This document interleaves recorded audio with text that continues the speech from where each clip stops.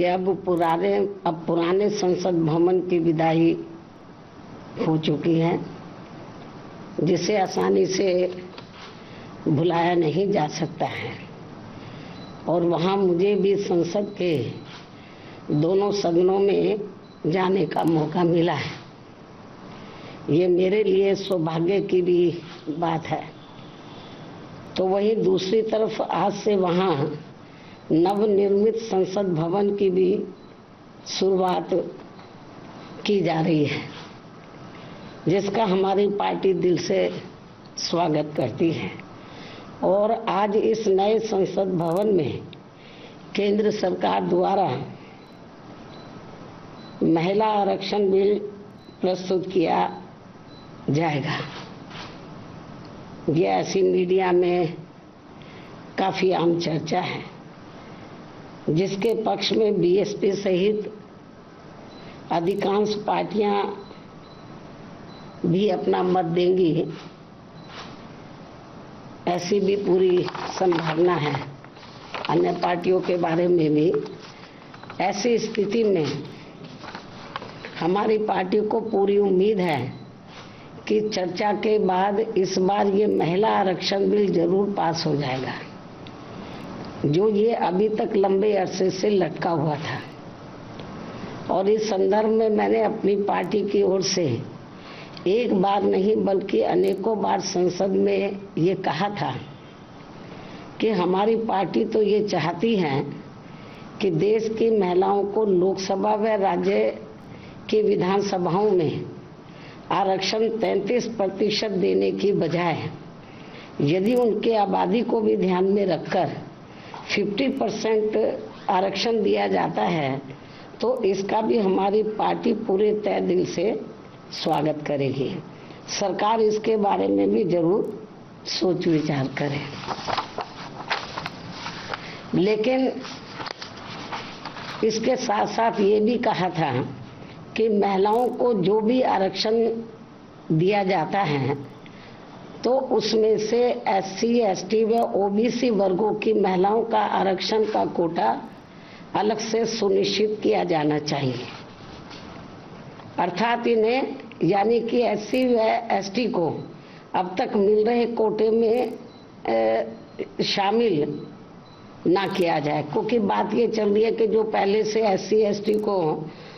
आरक्षण मिला हुआ है लोकसभा व विधानसभा में, जो भी इनको आरक्षण है तो उसमें से इनको कोटा दिया जाए। तो इसके पक्षधर नहीं है हमारी पार्टी की। महिलाओं को उसके एससी एसटी को जो रिजर्वेशन मिल रहा है लोकसभा और राज्य विधानसभाओं में, उसमें से इनको दिया जाए, ये ठीक नहीं है। उनका बना रहे, जो अब 33% दिया जा रहा उसमें से इनकी व्यवस्था होनी चाहिए। अर्थात वरना इन वर्गों के साथ काफी नाइंसाफी होगी। और यदि ऐसा नहीं किया जाता है तो फिर इन सभी वर्गों की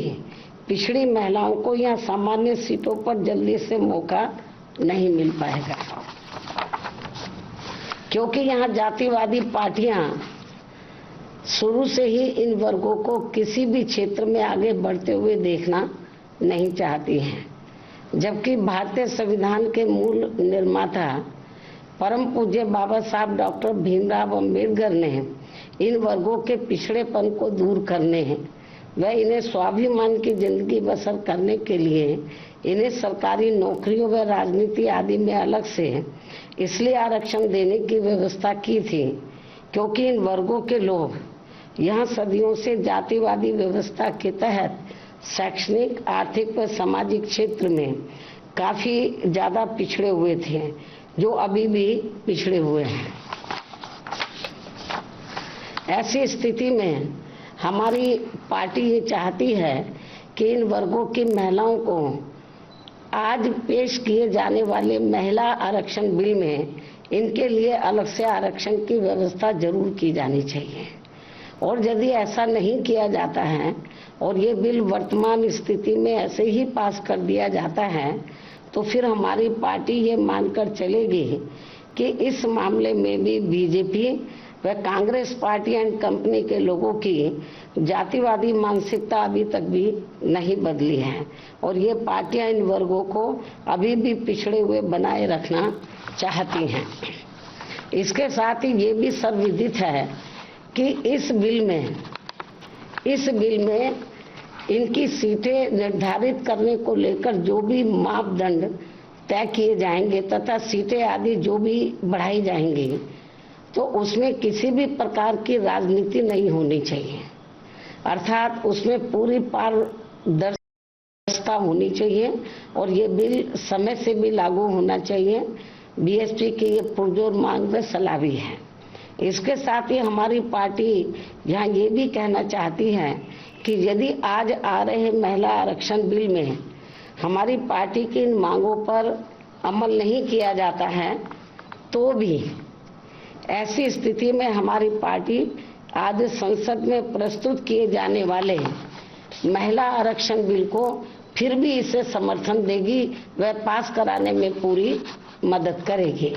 क्योंकि यहाँ सभी जाति व धर्मों की महिलाओं को हर मामले में पुरुषों की तुलना में अभी तक भी काफी पिछड़ा बना के रखा गया है। अर्थात देश में सब समाज की महिलाओं की सुरक्षा, सम्मान व